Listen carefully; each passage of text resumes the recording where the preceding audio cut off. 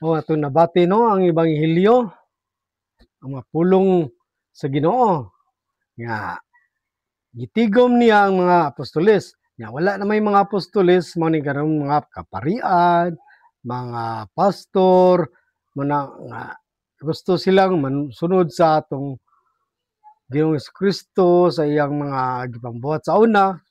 Oo. Pero ang pari o mga pastor, di kita ingon tanan sila man nagtuman gyud sa kabubuton sa Dios. Ang uban ikaw lang nagsangyaw, pero lahi-lahi man gyud mga kinaiya. Lahi-lahi tag mga batasan na ay strikto, na ay maldito, mao sana ang pari ug mga pastor na ay mga bisyoso. Mo nang maningkamot lang gyud ta. Mao na ang pero sila gitagaag atoridad sa paghingilin sa mga daotang espiritu, sa mga yawa. Kanang mga masakiton. Pero ang proseso na karon sa atong simbahan mao kana ang simbahan Katoliko ug sa mga pastor o takibaho sa ilang proseso. Ang sa Katoliko ang maghinulsol gyud mao ni kasagaran gipantudlo sa kaparian. Paghinulsol sa mga sala o sa kanang paghilog, hilugan nilang mga masakiton, maana gid silang mga kaparian nga sa makalakaw pa, may paglawas, pangumpisal gyud, kuan gid isugid gid ang imong tanang sala gikan sa imong pagkamatngon nga sa tanang nakalimtan na mga uban pa nga malaway nga mga kasaypanan kanan nga dili kita angay mauwa nga tos Ginoo kay nahibaw na yung Ginoo na daan. Kaya kinahanglan kinasing-kasing. Once nga mangayo tagtabang natay problema ng balatian, ikapon din ta sa Ginoo. Iyatang pero dili ta ingon nga sa atong pagpangayo tagaan na yun ta og kasulbaran. Napay daghang mga pamaagi, mubuhat pa tag mga maayo sa atong isigataw. Usbon na to atong kaugalingon, unsay angay usbon na to. Unsa ta makasasala nga adik-adik, sugarol, unsa pa na diha o nilabata sa istrikto daw hangol, unsa pa na og libakira, labtaro na tanan. Nga mo na angay natong improve kay aron dili ta silutan sa Ginoo nga pantuson ta sa atong mga sakit. No naghinulsol sinato mo nang kinanglan nga simba na ta, minaw tagtarong sa pulong sa Ginoo nya mo adto kita sa templo simbahan nang concentrate kita di kita ingon nga lingi kay lingi na mapiyungon na tong mata aron lutuhop ang mga pulong sa Ginoo diri sa atong unang kasing-kasing kay sama sa atong giingon sa nagpakiluoy kaniya ang official sa balaod. Niduol ni Jesus atong banghilyo atong July 7 nga miduol kaniya miluhod pa gani. Miluhod sa tubangan ni Jesus nagpakiluoy nga niingon og mingon bag-o pa lang namatay ang akong anak nga babae apan adtua siya og itapion. Limang kaanani hangyo siya. Niduol siya sa gitong Ginoo og nihangyo bag-o niingon siya nga bag-o pa kunong namatay, bag-o pa namatay ha. Og nihangyo niduol nga kay nasayod man ang opisyal nga gamhanan kay Ginoo man ang atong Ginoong Hesukristo mao may gipadala sa atong amahan nato sa langit. Mao gipadala ang iyang bugtong anak nga diri sa kalibutan aron pagluwas sa mga makasasala. Mao na iyang gibuhat sa Ginoo diri pa siya. Yayo niya mao na karong mga kaparian, mao na yung mga pamaagi karon nga kinahanglan minulsol gyud kita. Mutuman ta sa mga lagda sa mga kaparian ug sa mga pastor nga pareha sa giingon natong Ginoo. Daghang mga gipangayo niya ang uban giingnan niya. Lakat na og ayaw na pagpakasala pag-usab. Naayo ka na. Di ba? Niingon pa siya. Atong napulo kabuok nga iyang giayo. Iya ang usaray ni balik. Kay nagpasalamat nga. Niya gingnan to niyang napo kabuok.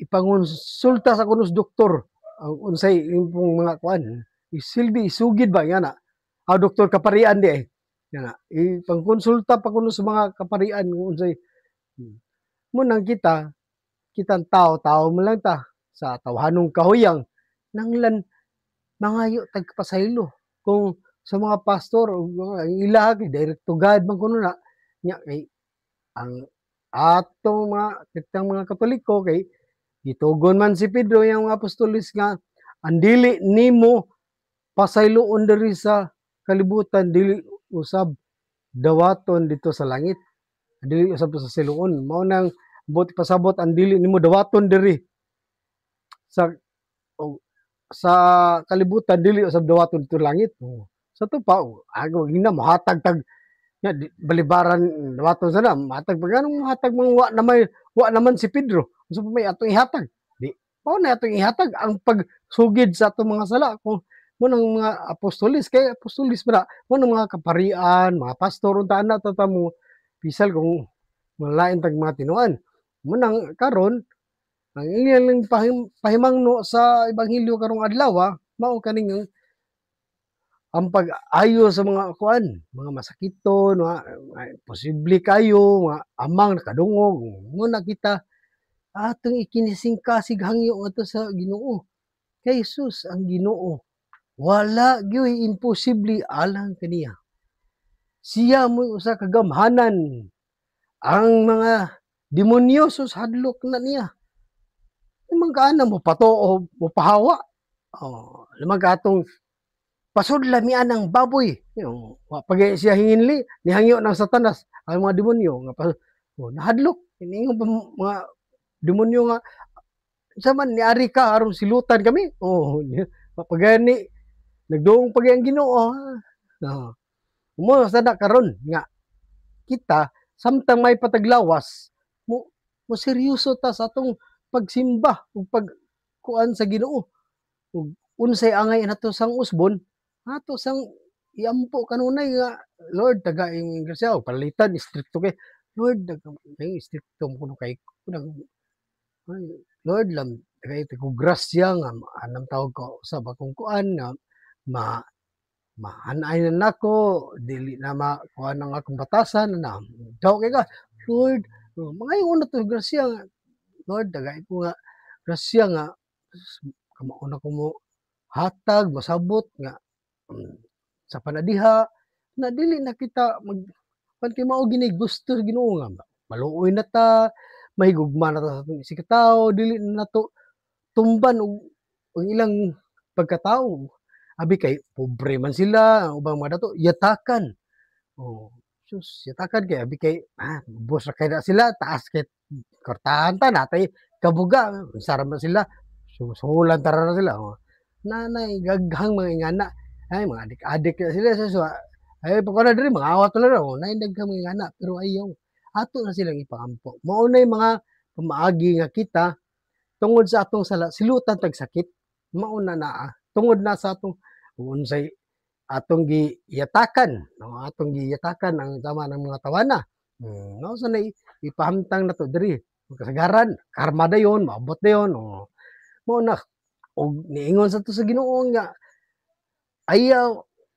ayaw kamo pag adto sa dili mga Hudyo dili ko ng mga Hudyo kinahanglan ko ng mga kanang mga dili Hudyo dili magkaya mo tuo sa mga kuan nya dali ra sad ang uban mo kuan dili kayo ingon nga to dali ra kayo mo kuag mga dili mo lahutay ba mo ni mga munang niadto ang mga apostolis nga aw gitudloan gipahimangnuan nga nangla mo sangyaw nga adto gikuno sa mga kanang mga dili Hudyo mo na karon guys ang kini atong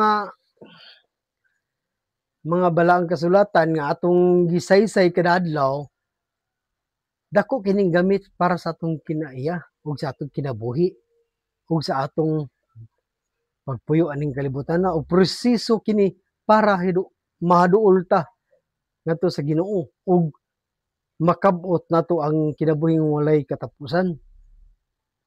Unsa may atong proseso nga mamatay man kita nya ngilad kita unsay atong kinaiya, unsay atong bisyo, unsay atong kan pati nga buhat pabili na kita nga kalibutan nga walay bili kay kamatay na to impyerno kita.